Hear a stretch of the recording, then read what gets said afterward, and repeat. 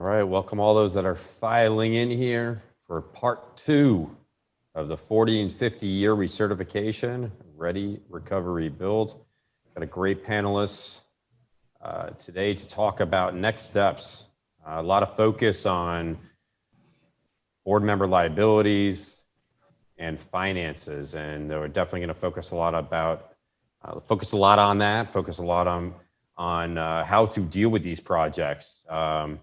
I know we are seeing the evolving story of certain buildings that are on notice, that are pending their compliance.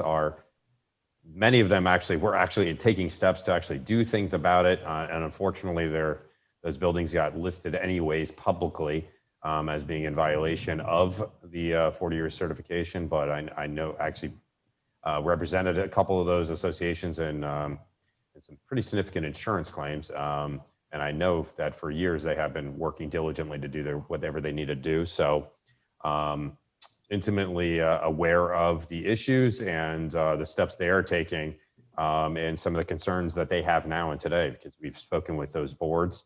But as we've seen, several associations, they got the orders to vacate. A lot of litigation that is evolving from that.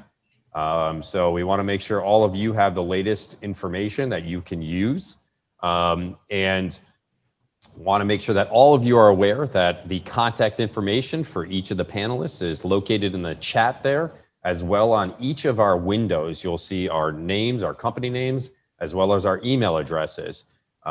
Inside the chat, we included phone numbers for each of us so that you can make sure that you can get a hold of us to get the information.